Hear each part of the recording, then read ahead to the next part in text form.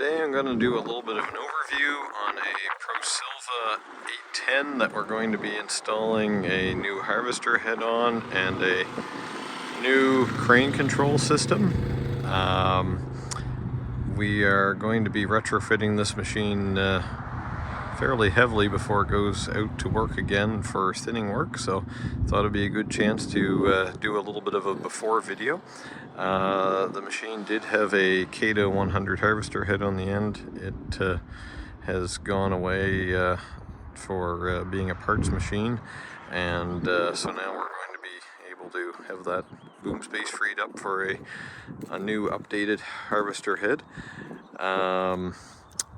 This machine is set up with two Parker valve banks on it.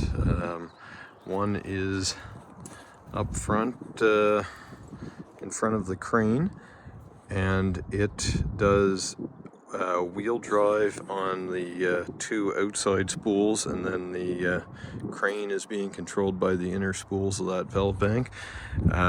We do have two valves down underneath which control the lock for the articulation of the front axle. So you can see lights come on and off there whenever we do movement, and there is also a brake valve in this corner as well. Control box here for a junction box for all the wires to go in and out of. Then as we go back around the machine, we've got it's controlled by two cylinders here, one on each side, that will work crane tilt when using it as a harvester, and when you're driving with it, these will float back and forth oil from one side to the other, so that the front axle will be allowed to articulate as it goes over rough terrain. The crane is actually mounted on a pivot point on top of that front axle, so it floats back and forth along with the front axle as it moves. Here we have the steering cylinders underneath it as well. Then as we come to the underneath the cabin of the machine, it might be hard to see in here, but we do have another Parker valve bank. This one I believe was a 6 spool. Can't really see in there right now very well, but it controls two rear wheels on the outside spools. There is a makeup spool, and then there's some other functions like steering would be on that also. Parker pump back there, nothing real fancy about that, just a load sensing system that comes off of each valve bank, so whatever the highest demand is, it will stroke the pump to match that. And a 130 horsepower 6-cylinder Perkins engine is back behind us. Now, cab comes up and off like so. Someone's added a hydraulic cooler off of the back end, so they've gained their own frame back there, which protects some of the back end also. On this side we have an opening door, which used to be mounted at the harvester computer system for the Kato. We've removed that when we removed the Kato, so now that no longer is in there, but it has made room for what we are planning on adding onto this machine.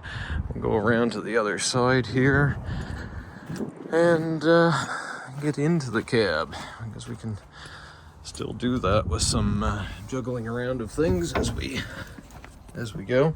So we've already pulled the joystick tops off because they were shore grips that are now no longer needed. They're going with the Kato head as well.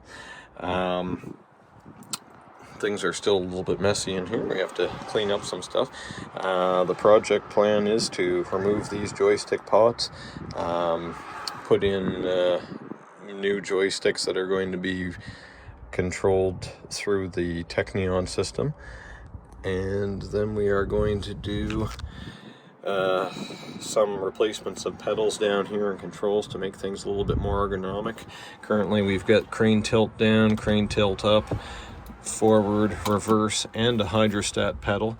Right now the operation is that you push down on this forward pedal if you want it to go forward, then push down with your other foot on this, and once you start driving you release that forward pedal. It's a little bit of an interesting concept. We're hoping to maybe streamline that a little bit when we put the new system in. And through here you can see kind of where some of the controls are.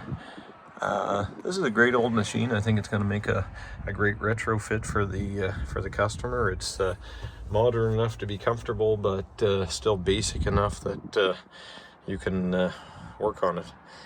I think we've pretty well covered our basics on this one. The other interesting feature of this, though, that I should mention before we stop the video is the Logmare parallel crane. So very efficient at being able to go straight in and straight out with straightforward crane movements on your joystick.